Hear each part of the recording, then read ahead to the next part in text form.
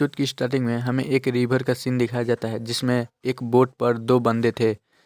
Camera scene change होता है और हमें दिखाया जाता है वो बंदे में से एक हमारा एमसी था और एमसी कहता है क्या इसका मतलब आर्मी नहीं है। तभी वो कहता है क्यों, आखिर मैं ही क्यों। तभी वो लड़की कहती है आखिर ये ऐसा क्यों कर रहा है। तभी वो लड़की कहती है हे डोंट वरी, हमारे फ्रैक्शन में और भी चीज़ है।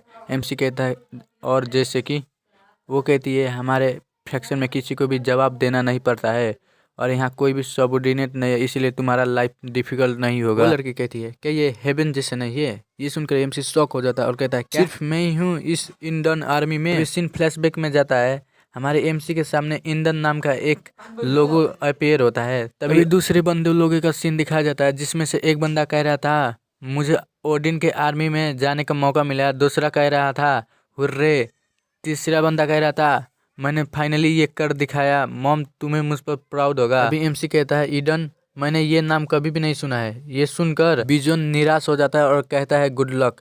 ये सुनकर एमसी कहता है आखिर इसका ये कहने का मतलब क्या है। एक लड़की चिल्ला के कहती है ओडिन के फैक्शन में जितने भी बंदे हैं वो इधर आए। अभी हमारा सीन दिखाया जाता है, कोई लोग ओडिन के ग्रुप में जा रहे थे, कोई लोग ट्राया के, कोई लोग फ्रेया के, पर हमारा एमसी का उसका ग्रुप नहीं मिल रहा था और खोज रहा था आखिर ईडन कहाँ है इसका। अभी एक लड़की का सीन दिखा जाता है जो कान में अंगुली डालते हुए कह रही थी ईडन ग्रुप में आखिर कौन ही ज्वाइन करेगा। तभी एमसी उसके पास आके कहता है हाय।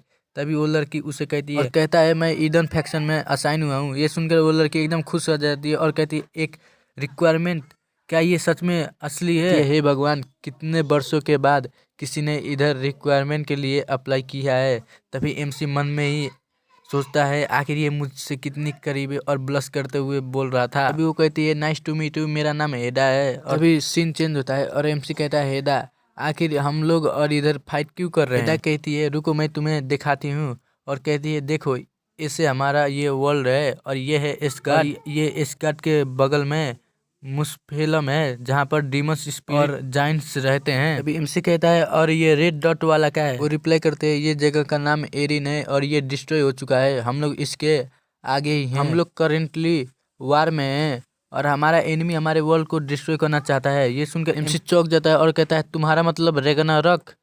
वो कहती है हाँ तुम सही हो, हम लोग रैग्नारॉक में फंस गए हैं और हमारा वर्ल्ड का फेट अब रैग्नारॉक ही डिसाइड करेगा। फाइट हो रही है वर्ल्ड को प्रोटेक्ट करने के लिए, पर रियलिटी में सभी लोग लड़ रहे हैं अपने सर्वाइवल के लिए। कहती है तुम तो वर्ल्ड में ट्रैवल कर सकते हो। ये सुनकर एमसी चौंक जाता है और कहता है इसका मतलब मैं अपने वर्ल्ड में दोबारा से जा सकता हूँ। अभी हेडा कहती है हम लोग यहाँ पर आ गए हैं, ये गॉडेस का टेम्पल है। कहती है अब से तुम गॉडेस के वॉरियर हो, इसलिए तुम्हें उन्हें इंट्रोड्यूस करना पड़ेगा खुद को। कहता है तो ये जगह है जहाँ पर हम लोग उनसे मिलेंगे। और हेडा कहती है हम लोग उनसे रियलिटी में नहीं मिलेंगे और कहती है ये जगह है जहाँ पर तुम गॉडेस से मिल सकते हो। कहती है इधर खड़े हो जाओ और ये अल्टार पर गिराओ।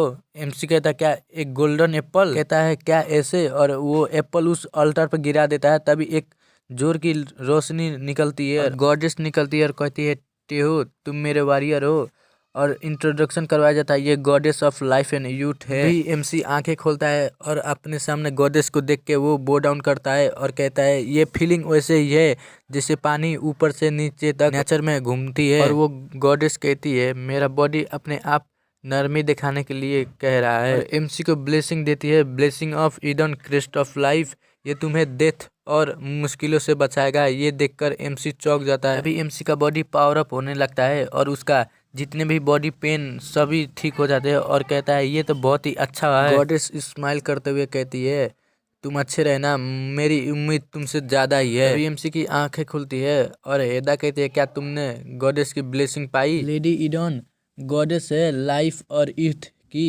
एमसी मन में ही कहता है वो कितनी प्रीति है।